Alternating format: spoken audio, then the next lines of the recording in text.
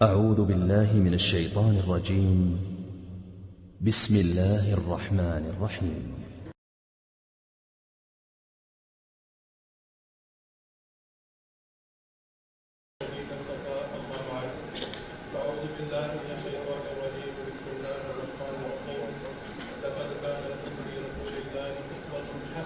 قال رسول الله صلى الله عليه وسلم عليكم بسنتي أو كما قال عليه الصلاة والسلام. سبحان ربك رب العزة عما يصفون وسلام على المرسلين والحمد لله رب العالمين. اللهم صل على سيدنا محمد وعلى آل سيدنا محمد وبارك وسلم. اللہ رب العزت نے قرآن مجید میں ارشاد فرمایا کہ رسول اللہ صلی اللہ علیہ وسلم کی مبارک اسوہ کے اندر آپ کے لیے سب کچھ نمونہ موجود ہے. ایک چیز کو سمجھیے گا، ہماری زندگی کا ہر پہلو ہمیں سنت سے ملتا ہے. ہماری زندگی کے تمام پہلو ہمیں سنت سے ملتے ہیں، کیونکہ ایک مکمل دین ہے. دین اسلام ایک مکمل دین ہے. اس لیے ہمیں ہجامہ جو ہم جس کی وجہ سے اس سمپوزیم اور یہ سارا کچھ ایک ہوگا سمپوزیم رکھا گیا، اس کے اکارڈنگ بات کرتے ہیں کہ ہجامہ سنت کے تحت ملا. اس کو ذرا سمجھنے کی کوشش کیجیے گا. ہم ہجامہ سنت اور سنت کے تحت ہجامہ ملا، اس کی طرف ذرا توجہ کیجیے. کیا مطلب کہ سنت سے ہمیں بہت سی چیزیں مل رہی ہیں، اسی لیے ہجامہ علاج بھی ملا کہ ہم نے اپنے جسم کا فاسد مواد جسم سے کیسے نکلوانا ہے. رسول اللہ صلی اللہ علیہ وسلم نے امت کی تعلیم کے لیے خود کروا کے دکھا دیا کہ تم لوگوں نے اگر اپنے جسم کا فاسد مواد نکلوانا ہے تو کس طریقے سے نکلواؤ. اللہ اکبر کبیرہ. اس کے بارے میں نبی کریم صلی اللہ علیہ وسلم کو مختلف جگہوں پہ حضرت جبریل امین علیہ السلام تشریف لائے. ایک مرتبہ نبی کریم صلی اللہ علیہ وسلم کو سر میں دباؤ محسوس ہو رہا ہے تو حضرت جبریل امین علیہ السلام تشریف لائے. فرمایا یا رسول اللہ صلی اللہ علیہ وسلم آپ یاقوت سے ہجامہ کروائیے. یہ جو بالکل درمیان کے سر کا پوائنٹ ہوتا ہے. یہاں سے ہمیں دو فائدے ملتے ہیں، کیونکہ قرآن اور احادیث کے اندر جسم اور روح دونوں کو لیا گیا ہے. جسم کا کیا فائدہ ملتا ہے کہ جو دماغ کے اوپر پریشر ہے، خون کا ہے، ڈپریشن کا ہے، کچھ بھی ہے، وہ یہاں سے فاسد مواد نکلنے سے انسان کو سکون ہو جاتا ہے. دوسرا کیا فائدہ ملتا ہے؟ روحانی فائدہ. وہ یہ ملتا ہے کہ انسان کے اندر سے جب بلڈ نکلتا ہے، چاہے وہ فاسد مواد ہے، عالم ملکوتی کے ساتھ اس کا ریلیشن سٹارٹ ہوتا ہے. عالم ملکوتی کے ساتھ اس کی روح کا ریلیشن سٹارٹ ہوتا ہے. وقت زیادہ نہیں، اس وجہ سے صرف تھوڑا تھوڑا آپ کے سامنے گوشت گزار کر رہا ہوں. پھر اس کے بعد ہمارا ہے چاند کے ساتھ اس کو ریلیٹ کیا گیا ہے. چاند کا ہماری جو زمین ہے اس کے اوپر ایفیکٹ کیا ہے؟ جو ہماری چاند کی جو گریوٹی ہے وہ ہماری دنیا کے اوپر کیا اثرات ڈالتی ہے؟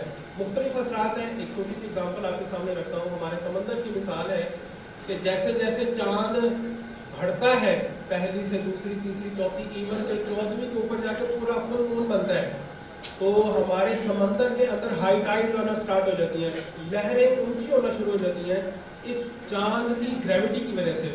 اور اسی کا اثر ہمارے جسم میں بھی آتا ہے کہ جب ہمارے جسم کے اوپر، کیونکہ ریز تو وہی آ رہی ہے نا چاند کی، جب ہمارے خون کے اوپر اس کی ریز پڑتی ہیں تو ہمارے خون کا فاسد مواد اور ساری چیزیں مکس ہو کے چل رہی ہوتی ہیں.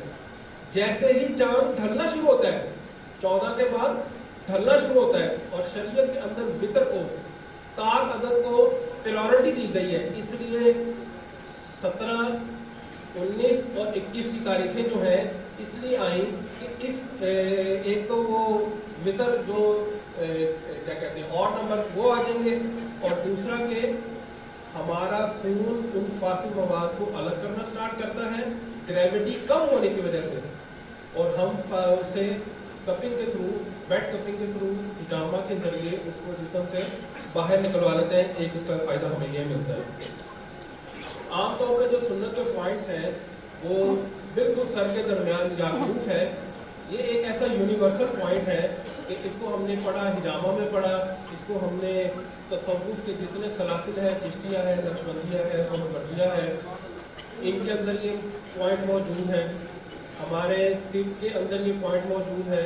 اکوپنچر کے اندر جہاں پہ پوائنٹ موجود ہے، اکوپریشر کے اندر سیم پوائنٹس، ایک mm آگے پیچھے نہیں ہے، سیم پوائنٹ ہے اکوپنچر کے اندر، حجامہ کے اندر، ایون کے جو ان کے جو ہنود ہیں جن کو ہم ہندو کہتے ہیں، ان کے جو وہ مراقبہ اپنا وہ کرتے ہیں، میڈیٹیشن کرتے ہیں، ان کا یہ یہاں پہ چکرا موجود ہے. مونکس کے ہاں جو میڈیٹیشن کی جاتی ہے ان کے ہاں یہ پوائنٹ موجود ہے. یہ ایک ایسا یونیورسل پوائنٹ ہے کہ اگر اس کے اوپر حجامہ کیا جائے تو جسم اور روح دونوں کا فائدہ ہوتا ہے. کیونکہ یہ پوائنٹ اگر ہم اسلام کی روح سے دیکھیں تو ہمیں حجامہ احادیث کے تھرو سے مل رہا ہے، اور جو ہمارے مشائخ ہیں سلاسل ہیں ان کے تحت بھی مل رہا ہے. تو ایک بات کو مزید ایک ذہن میں رکھیے گا کہ جب ہم سنت کی طرف آتے ہیں، یہ میں اپنی بات کا کنکلوژن کر رہا ہوں، اس کو ذرا بہت توجہ سے دیکھیے گا.